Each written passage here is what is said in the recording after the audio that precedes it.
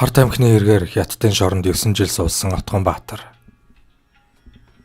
Отгонбаатар юун намуужаас Бээжин рүү мансууруулах бодис тээвэрлэж яваад үйлдэл дээрээ баригджээ. Одоогийн байдлаар Хятадын шорон мөрдөнд 120 гаруй монгол иргэн ял эдэлж цагдан хоригдож байна. Тэдний 56.8% нь харт амх мансууруулах бодис хил давуулсан, худалдсан, хэрэгэлсэн бол 28.5% нь хулгайн хэрэгээр шийтгэгджээ. Хоёр улсын яриа хэлцээрийн үр дүнд Хятадын шоронд ял эдэлж байгаа монголчууд үлдсэн ялаа эх орондоо эдлэхээр болсон билээ. Тэдний нэг нь Отгонбаатар юм. Тэрээр бүгд найрамдах Хятад ард улсын Юннамужаас Бээжин рүү буцтаа бүлэглэн мансууруулах бодис тээвэрлсэн хэрэгүүлдэж бүгд найрамдах Хятад ард улсын Бээжин хотын 2 дугаар дунд чатны шүүхээс 15 жилийн хорих ялаар шийтгүүлсэн аж. Отгонбаатар нь бүгд найрамдах Хятад ард улсын Өвөр Монголын өөртөө засах орны хөх хотын 1-р хорих ангид 9 гаруй жилийн хугацаанд хорих ял эдэлсэн бөгөөд үлдсэн ялаа эх орондоо үргэлжлүүлэн эдлэх хүсэлтэд Монгол улсын ерөнхий прокурорт гаргасныг хүлээн авч шийдвэрлэжээ. Өнөөгийн нийгэмд хурцаар хөндөгдөх болсон харт амхны хэрэгт санаатай буюу санамсаргүй байдлаар холбогдож буй гинэн томоогүй залуустаа сэрэмжлүүлэг хүргэх үүднээс Отгонбаатарын ярьцлагыг хүргэж байна. Тэрээр Багднуур дахь шүүхийн шийдвэр гүйцэтгэх ерөнхий газрын харьяа 427 дугаар ангид хоригдож байхад нь уулзсан юм. Одоо тэрээр эрх чөлөөтэй нийгэмд бусдын адил амьдарч явна. Эх орондоо ирэх сайхан байсан бах. Яаж яваад ил хэрэгт холбогдсон тухайгаа ярих уу? Мэдээж тэгэлгүй яах вэ?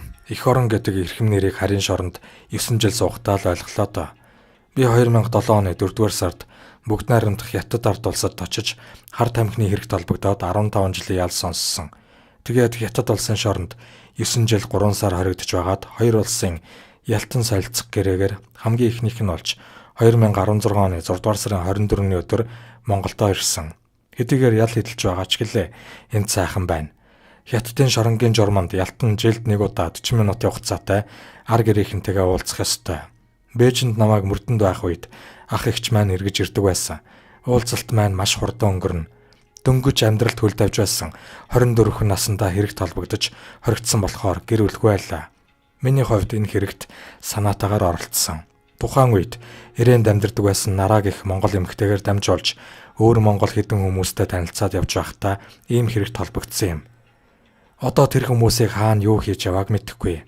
Намайг барьж өгсөн хүн бол өөр монголын барилддаг залуу байлаа.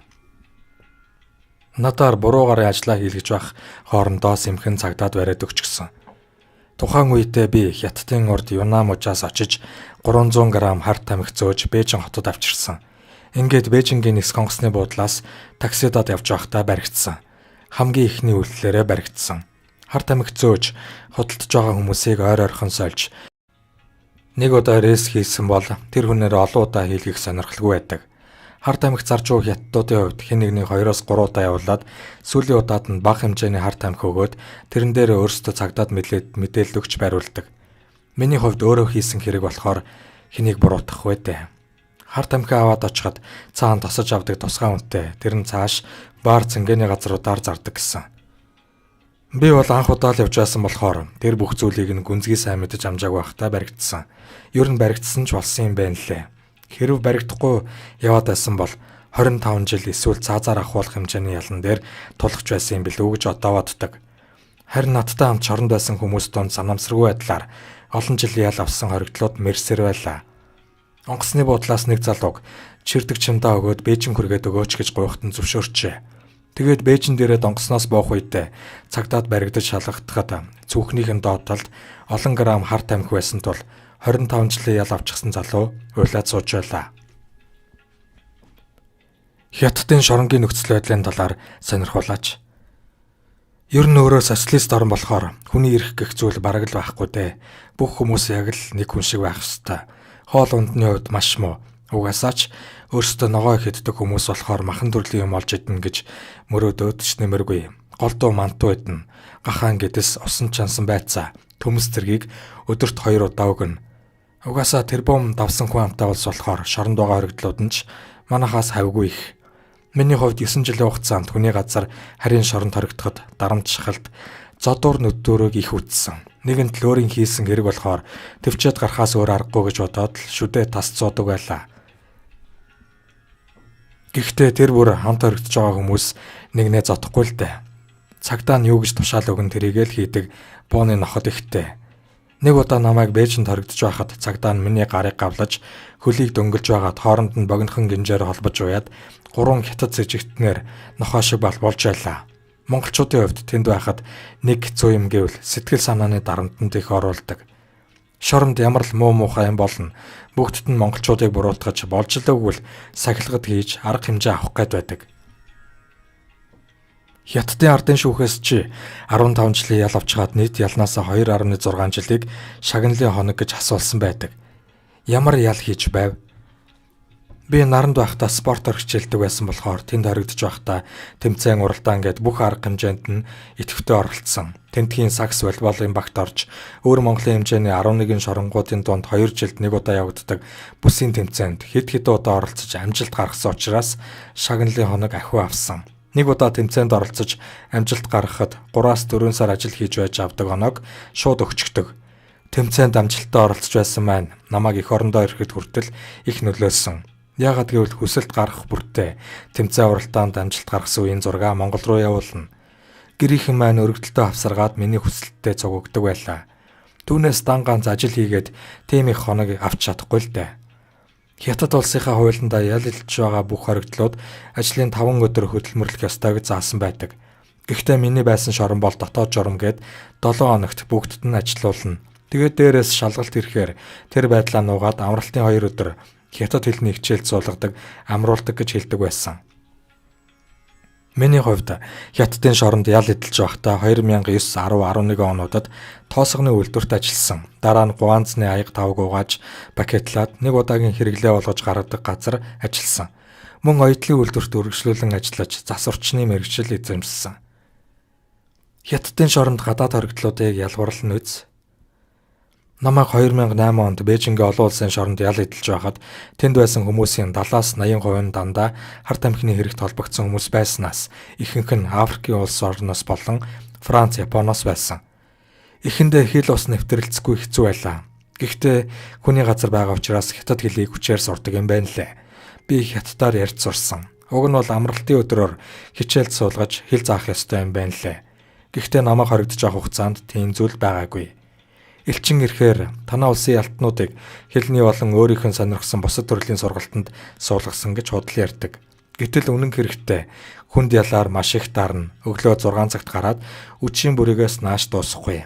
Бас нэг асуудал нь бол бид хятад хоригдлуудтай адилхан цаг хугацаанд ижилхэн ажил хийж байхад шагналын хоногийг нь хүртэл ялгаатай. Бид хэдий ялтанч гэлээ эх орноо санаад төрийн далбаа соёмбо өөрсдөө хийгээд өрөөнийхөө хоймор татчихаар хорхийн хуйг орж ирээд наад далбаагаа ав гэж уурлана. Тэгээд маргааш нь хятад улсын төрийн далбааг хийгээд хажууд нь хатчихаар дуугүй болчихж байгаа аахгүй юу?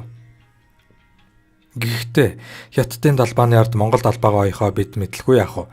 Дандаа ирчүүд байгаа газар багасах хэмжээний хэрүүл маргаан гарахад монголчууд эхлүүлээгүй байсан ч бид л буруутна.